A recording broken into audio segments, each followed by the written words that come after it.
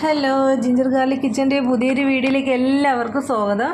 അപ്പോൾ നമ്മൾ ഇന്നൊരു ചോക്കോ ക്യാരമൽ കേക്കാണ് ഉണ്ടാക്കാൻ പോകുന്നത്. അപ്പോൾ എനിക്ക് സൗകര്യക്കുറവൊക്കെ ഉള്ളത് കാരണം ഞാൻ ഈ മൈദ ഇതൊക്കെ നേരത്തെ തന്നെ അരിച്ചു വെച്ചിരിക്കുന്നതാണ്. അപ്പോൾ അതിന് വേണ്ടിയിട്ട് 1 കപ്പ് മൈദ എടുത്തിട്ടുണ്ട്, 2 ടേബിൾ സ്പൂൺ അളവിൽ കൊക്കോ പൗഡർ, 1 ടീസ്പൂൺ അളവിൽ ബേക്കിംഗ് പൗഡർ, 1/2 ടീസ്പൂൺ അളവിൽ ബേക്കിംഗ് സോഡ, കുറച്ച് ഉപ്പ്, ഇത്രയും കൂടെ മിക്സ് ചെയ്തിട്ട് നല്ലതുപോലെ 3 തവണ അരിച്ചെടുത്തിരിക്കുന്നതാണിത്. നല്ലതുപോലെ അരിച്ചെടുക്കുക, അല്ലെങ്കിൽ കട്ട എന്തെങ്കിലും ഉണ്ടെങ്കിൽ കേക്ക് പെർഫെക്റ്റായിട്ട് കിട്ടുകയില്ല. ഇനി നമുക്ക് വേണ്ടുന്നത് 1/4 കപ്പ് പഞ്ചസാര എടുത്തിട്ട് നമ്മളതിനെ നല്ലതുപോലെ പൊടിച്ചെടുക്കുക. ഇത് ചൂടാണെന്നുണ്ടെങ്കിൽ തണുത്തിട്ട് നമ്മൾ മിക്സ് ചെയ്യാൻ നേരമൊക്കെ എടുക്കാവൂ. ഇനി ക്യാരമൽ സോസ് ഉണ്ടാക്കാൻ വേണ്ടിയിട്ട് 1/4 കപ്പ് പഞ്ചസാര ക്യാരമലൈസ് ചെയ്യുക. എന്നിട്ട് അതിൻ്റെ അകത്തേക്ക് 1 ടീസ്പൂൺ അളവിൽ ബട്ടർ ചേർത്ത് കൊടുക്കണം. 2 ടേബിൾ സ്പൂൺ അളവിൽ ഫ്രഷ് ക്രീമും 1/4 കപ്പ് അളവിൽ പാലും ചേർക്കുക. കുറച്ച് കൂടുതലായിട്ട് തന്നെ നമുക്ക് ഉപ്പും കൂടെ ചേർത്ത് കൊടുക്കാം. എന്നിട്ട് ക്യാരമലൈസ് സോസ് തയ്യാറാക്കാം. പിന്നെ സിറപ്പ് ഉണ്ടാക്കാൻ വേണ്ടിയിട്ട് 6 ടേബിൾ സ്പൂൺ പഞ്ചസാരയും 1 കപ്പ് വെള്ളവും കൂടെ നല്ലതുപോലെ തിളപ്പിച്ചിട്ട് ഒരു നുള്ളു ഉപ്പും കൂടെ ഇട്ട് കൊടുക്കുക. പിന്നെ 3 ടേബിൾ സ്പൂൺ അളവിൽ തൈര്, നമുക്ക് വാനില എസൻസ് വേണം. പിന്നെ വേണ്ടത് ബട്ടർ വേണം. ചോക്ലേറ്റ് ഗണാഷിന് വേണ്ടിയിട്ടാണ് ചോക്ലേറ്റ് എടുത്തേക്കുന്നത്. പിന്നെ 3 മുട്ടയാണ് ഞാനിതിലേക്ക് യൂസ് ചെയ്തേക്കുന്നത്. നമുക്ക് ഗണാഷൊക്കെ ഉണ്ടാക്കാൻ വേണ്ടിയിട്ട് ഫ്രഷ് ക്രീം വേണം.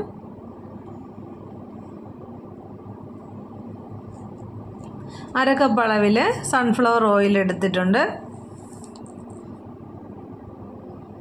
അപ്പോൾ പിന്നെ വേണ്ടുന്ന 1 ടേബിൾ സ്പൂൺ അളവിൽ കോൺഫ്ലവർ വേണം. നമുക്ക് ക്യാരമലിൻ്റെ ഗനാഷ് ഉണ്ടാക്കാൻ വേണ്ടിയിട്ടാണ്. പിന്നെ ബീറ്റർ. അപ്പോൾ ഞാൻ മുട്ട ഒന്ന് നല്ലതുപോലെ ബീറ്റ് ചെയ്തെടുത്തിട്ട് വരാം.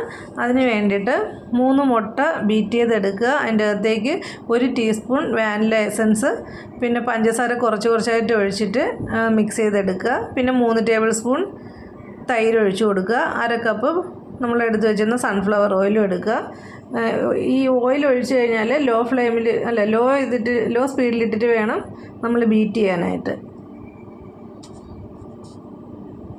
എന്നിട്ട് നമ്മൾ അതിൻ്റെ അകത്തേക്ക്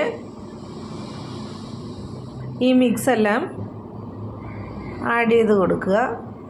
ഇതിനിടയ്ക്ക് ഒരു കാര്യം പറയാൻ വിട്ടുപോയി. ഞാനൊരു 100 ഗ്രാം അളവിലൊക്കെ ഞാനൊരു ഡാർക്ക് കോമ്പൗണ്ട് എടുത്തിട്ടുണ്ടായിരുന്നു. ആ ചോക്ലേറ്റിൽ പാല് തിളപ്പിച്ചൊഴിച്ച് അതിനെ നമ്മൾ മിക്സ് ചെയ്ത് വെച്ചിട്ടുണ്ടായിരുന്നു. അതും കൂടെ നമ്മൾ ചെറിയ ചൂടോടുകൂടി ഇതിൻ്റെ അകത്തേക്ക് ഒഴിച്ചു കൊടുക്കണം. ഈ മുട്ടയുടെ ആ മിക്സിൻ്റെ അകത്തേക്ക് ഇത് മിക്സ് ചെയ്യുന്ന സമയത്ത് ചെറിയ ചൂടോടുകൂടി വേണം ഒഴിച്ചു കൊടുക്കാനായിട്ട്. അപ്പോൾ മിക്സ് ചെയ്യുന്നത് നല്ല പെർഫെക്റ്റായിട്ട് തന്നെ മിക്സ് ചെയ്തെടുക്കുക.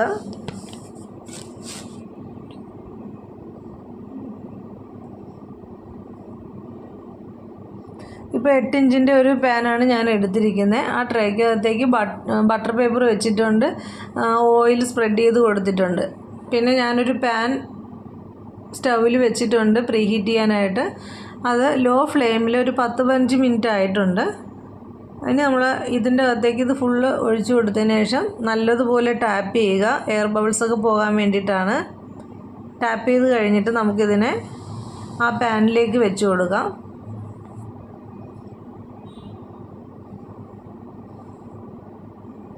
എന്നിട്ട് മീഡിയം ഫ്ലെയിമിൽ വേണം വെക്കേണ്ടത്.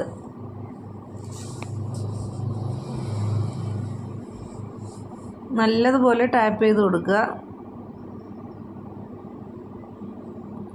ഇനി നമുക്ക് 2 കപ്പ് വിപ്പിംഗ് ക്രീം എടുക്കാം. ഈ വിപ്പിംഗ് ക്രീം നല്ലതുപോലെ അടിച്ചതിന് ശേഷം അതിൻ്റെ അകത്തേക്ക് നമ്മൾ ക്യാരമൽ സോസ് ഉണ്ടാക്കി വെച്ചിട്ടുണ്ടല്ലോ, അതിൽ നിന്നൊരു 1/4 ഭാഗത്തോളം ഇതിൻ്റെ അകത്തേക്ക് ഒഴിച്ചിട്ട് നമുക്ക് ബീറ്റ് ചെയ്തെടുക്കണം. ബാക്കി കുറച്ച് വെച്ചേക്കുക. നമുക്ക് കേക്കിൻ്റെ അകത്ത് ക്രീം തേക്കുന്ന സമയത്ത് അതിൻ്റെ അകത്തേക്ക് ആ സോസ് ഒഴിച്ചു കൊടുക്കാനാണ്. അപ്പോൾ ഞാൻ എടുത്തിട്ടുണ്ട്. ഇനി കേക്ക് ഒന്നായി വരുന്നത് വരെ ഇത് ഫ്രീസറിലല്ല ഫ്രിഡ്ജിൽ തന്നെ വെച്ചേക്കാം, അല്ലെങ്കിൽ അത് ലൂസായി പോകും. ഇപ്പോൾ കേക്ക് ഓക്കെ ആയി കിട്ടിയിട്ടുണ്ട്. നല്ലതുപോലെ തണുത്തിട്ട് നമുക്കിതിനെ ഡീമോൾഡ് ചെയ്തെടുക്കാം. കേക്ക് നല്ലതുപോലെ കിട്ടിയിട്ടുണ്ട്. ഇനി ഞാനിത് 3 ലെയറായിട്ട് കട്ട് ചെയ്യുവാണ്. അപ്പോൾ ഞാൻ കേക്കൊക്കെ ഉണ്ടാക്കിയിട്ട് ഒത്തിരിയായി. ഇടയ്ക്ക് ആദ്യം ഇങ്ങനെ ഉണ്ടാക്കുമായിരുന്നു പിള്ളേരുടെ ബർത്ത്ഡേക്കൊക്കെ. പിന്നെ ഒത്തിരി ഒരു 2 years എബോവ് ആയിട്ടുണ്ടാകണം ഇങ്ങനെ കേക്കൊക്കെ ഉണ്ടാക്കിയിട്ട്. അത് കാരണം കട്ട് ചെയ്യാനൊക്കെ ഇപ്പോൾ ഇച്ചിരി ബുദ്ധിമുട്ടുണ്ട്. എങ്കിലും പറ്റുന്ന പോലെ ഞാൻ ശരിയായി എടുക്കുന്നുണ്ട്. ഇപ്പോൾ 2-3 പ്രാവശ്യം ചെയ്യുമ്പോഴത്തേക്ക് ആ ഷേപ്പൊക്കെ കിട്ടുന്നുണ്ട്.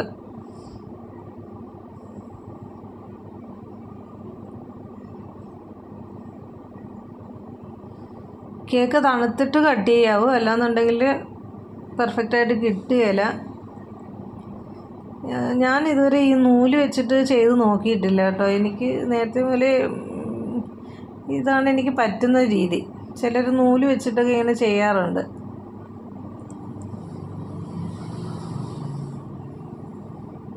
ഇപ്പോൾ കട്ട് ചെയ്തെടുത്തിട്ടുണ്ട്.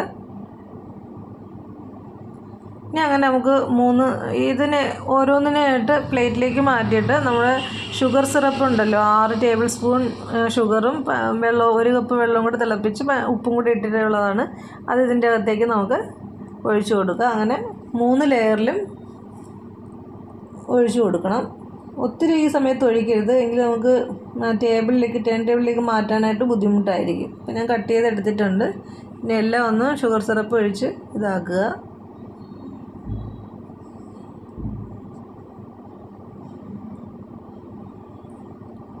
അപ്പോൾ സിറപ്പ് ഒഴിച്ചു കൊടുത്തിട്ടുണ്ട്.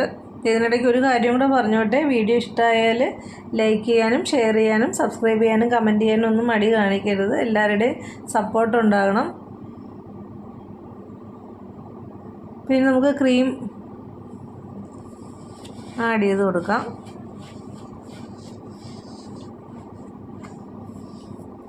കേക്ക് നമ്മൾ ഇങ്ങനെ ചെയ്യാണ്ടിരുന്ന് പോയാൽ ശരിക്കും പറഞ്ഞാൽ ബുദ്ധിമുട്ട് തന്നെയാണ് പിന്നെ രണ്ടാമത് ഉണ്ടാക്കുമ്പോൾ.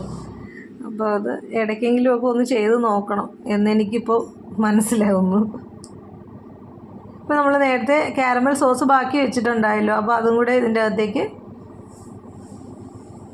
ഒഴിച്ചു കൊടുക്കാം. നിങ്ങൾക്ക് വേണമെന്നുണ്ടെങ്കിൽ ബദാം റോസ്റ്റ് ചെയ്തിട്ട് അതിനെ ജസ്റ്റ് ഒന്ന് പൊടിച്ചിട്ട് വേണമെങ്കിൽ ആഡ് ചെയ്ത് കൊടുക്കാം. അപ്പോൾ എൻ്റെ കയ്യിൽ അതില്ലാത്ത കാരണമാണ് ഞാൻ ഈ ചോക്ലേറ്റ് ചിപ്സാണ് ഇട്ട് കൊടുക്കുന്നത്. അധികം വേണ്ട, ഈ കാരമലും എല്ലാം കൂടെ ആകുമ്പോഴത്തേക്ക് ഒരു ഇതാകത്തില്ല. ഒത്തിരി ഇത് വേണ്ടല്ലോ, കുറച്ചിട്ട് കൊടുത്താൽ മതി. ഇനി അങ്ങനെ നമുക്ക് അടുത്ത ലെയറും കൂടെ വെച്ച് കൊടുക്കാം. ഞാൻ വെച്ച് കൊടുത്തിട്ടുണ്ട്. 3 ലെയറും ഒക്കെ വെച്ചു. ഒരുവിധം ക്രീമെല്ലാം സെറ്റാക്കി എടുത്തിട്ടുണ്ട്. ഇനി നമുക്കൊന്ന് ഷേപ്പ് ചെയ്ത് നോക്കാം.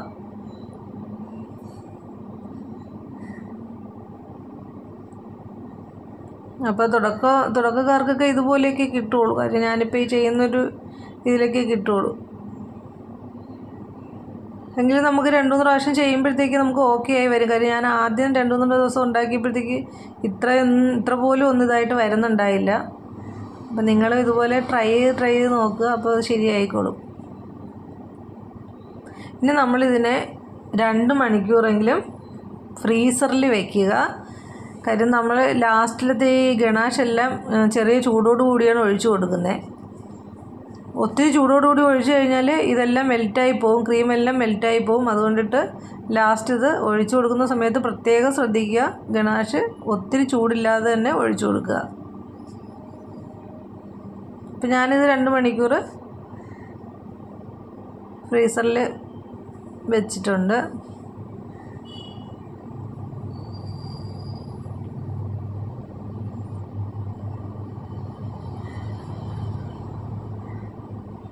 കണ്ടോ, ഒന്നും കൂടെ ഒന്ന്